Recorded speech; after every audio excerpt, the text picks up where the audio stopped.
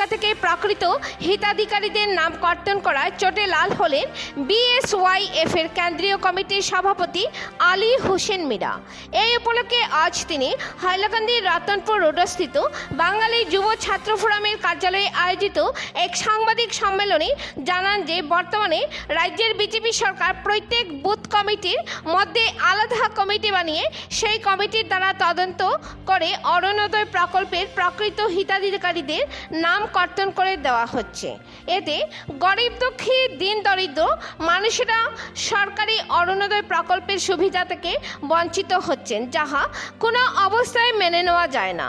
আলী হোসেন মীরা ক্ষোভের সঙ্গে জানান যে বুথ কমিটির মধ্যে গঠিত তদন্ত কমিটির দ্বারা প্রকৃত হিতাধিকারীদের নাম অরুণোদয় প্রকল্পের তালিকা থেকে বঞ্চিত করে সেখানে অনুপযুক্ত ব্যক্তিদের নাম নথিভুক্ত করা হচ্ছে। বাঙালি যুব ছাত্র ফোরামের কেন্দ্রীয় কমিটির সভাপতি আলী হোসেন মীরা মিডিয়ার মাধ্যমে এই বিষয়ে তীব্র প্রতিবাদ সাব্যস্ত করে প্রকৃত হিতাধিকারীদের নাম অতি সত্বর অরুণোদয় প্রকল্পের তালিকায় অন্তর্ভুক্ত করার জন্য রাজ্য সরকার এবং হাইলাকান্দি জেলা প্রশাসনের কাছে জোরালো দাবি জানান। আমরা এখন এসেছি বাঙালি যুব ছাত্র ফোরামের কেন্দ্রীয় কমিটির সভাপতি আলী হোসেন মীরা সাহেব, জেলা কমিটির সভাপতি, সাধারণ সম্পাদক, ওনাদের একটি সাংবাদিক সাক্ষাৎকার গ্রহণ করতে ওনাদের কার্যালয়ে। তো কেন্দ্রীয় কমিটির সভাপতি আলী হোসেন মীরা সাহেব, আপনাকে আমাদের নিউজ চ্যানেলে স্বাগত জানাই। তো আজকের যে প্রেস মিট আপনি আহ্বান করেছেন, এই প্রেস মিটটা কী বিষয়ের উপরে আহ্বান করেছেন, দুই চারটি কথার মাধ্যমে অবগত করুন। ধন্যবাদ। আজকে আমরা প্রেস মিটের যে আহ্বান করেছি সেটা হচ্ছে গিয়া অরুণোদয়। আজকে দেখেন আমাদের আসাম সরকারের যে অরুণোদয় প্রকল্প, যেটা সেই প্রকল্পের কারণে যথেষ্ট যারা পিছপড়া মহিলা যারা আছেন, যেমন বিধবা মহিলারা, বিকলাঙ্গ মহিলারা, বিবাহ বিচ্ছেদ যারা মহিলারা এবং যারা গরিব মেহনতি মহিলারা, পরিবারের মহিলারা অনেক লাভবান হয়েছিলেন। কিন্তু ইদানিংকালে দেখা যাচ্ছে যে আসাম গভর্নমেন্টের একটি কিছু কমিটি বানিয়ে এই আসাম গভর্নমেন্ট একটি ইনকোয়ারি করেছে। সেই ইনকোয়ারির মাধ্যমে হাজার হাজার মহিলাদের নাম কর্তন করা হয়েছে। এখানে দেখা যাচ্ছে যারা জেনুইন মানুষ, যারা জেনুইন মহিলা যারা আছে, এদেরকেই নাম কর্তন করা হয়েছে এবং অনেক ইঞ্জিনিয়ার মানুষের নামও ঢুকে গিয়েছে। তাই আমাদের প্রথম থেকেই দাবি, আমরা দাবি উত্থাপন করে আসছি এবং হাইলাকান্দি জেলাধিপতি মহোদয়ের কাছেও আমরা দাবি দিয়েছি যে অরুণোদয় প্রকল্পে যারা পুরানা যারা নাম ছিল তাদের নাম যাতে বহাল রাখা হয়। শুধু এমপ্লয়ি পরিবার ব্যক্তি, এমপ্লয়ি পেনশনার্স পরিবার যারা আছে, প্রকৃত হিতাধিকারী যারা তারা তাদের অরুণোদয় নাম প্রকল্পে থাকে। এবং দেখেন হাইলাকান্দি জেলাধিপতি একটি অর্ডারও করেছেন, শুনেছি যে ইনকোয়ারি করে যদি প্রকল্পের পুরানা যারা অরুণোদয় প্রকল্পের যে প্রাপ্য যারা আছে তাদের নাম কর্তন করা হয়, যদি ইনকোয়ারির মাধ্যমে দেখা যায় এরা জেনুইন, তাদেরকে দেওয়া হবে। সেটার জন্য আমরা হাইলাকান্দি জেলাধিপতিকে ধন্যবাদ জানাচ্ছি। কিন্তু এখানে দেখা যায় যে বারবারও ইনকোয়ারি হয়, কিন্তু ইনকোয়ারি করে অনেক সময় জেনুইন মানুষরা বঞ্চিত থাকেন।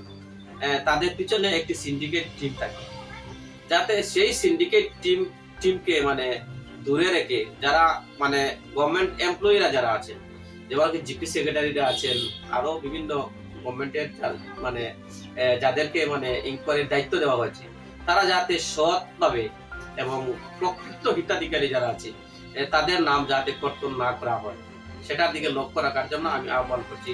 অন্যথায় বেঙ্গলি স্টুডেন্ট নিয়োগ করাম দেখেন বৃহত্তর আন্দোলন গড়ে তুলবে। আপনি কিছু বলুন। আজকে দেখুন, সরকারে খুব সুন্দর একটা অরুণোদয় দিছে, সিস্টেমটা খুব সুন্দর, গরিব মেহনতি মানুষের পায়। কয়েকদিন থেকে দেখলাম যে অরুণোদয় ভেরিফিকেশন করা গিয়া কিছু দেখা গেছে কিছু দুর্বল মানুষের নাম ফাটিয়া পড়ে গেছে। এখন আমার কথা হইল গিয়া গরিব মানুষে পাইতো, জনুন মানুষ দেখো, আমার পার্টির প্রায় 90% মানুষ ফাটা পড়ে গেছে অরুণোদয়। এটা একবারে জনুন মানুষ, একবারে জনুন মানুষ। এটা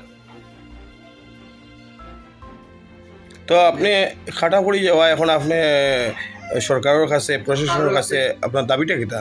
সরকারের কাছে আমি একটা দাবি করি আর যে আমাদের পার্টির টুপা দিবি আবার কুটুনিও করিয়া বা ভেরিফিকেশন করিয়া জন মানুষের করোনাতে এগুলা দেওয়া। তো কমরুল ভাই 2-4টা কথা আপনি খুব আজকে দেখো যে উন্নত আসনি যেটা স্টার্ট হয়েছে প্রথম স্টার্ট হওয়ার প্রথমের পরে যে এটা গভর্নমেন্টের অর্ডারে দেখা যায় বিএলও যে আছে গ্রামে বিএলও ভেরিফাই করছে, এরপরে করছে যে এসএসজি করছে, বিভিন্ন ধরনের বেজান মানে এটা ভেরিফাই হয়েছে। ভেরিফাই করিয়া কন্টিনিউ করে দেখা যায় এরা একদম লিগেল জিনিয়ন এই উন্নত প্রকল্পটা তারা নাম ঢুকছে, ঢুকে বিগত 4 বছর থেকে 5 বছর হয়ে গেছে তারা পেমেন্টটা হয়ে যায়।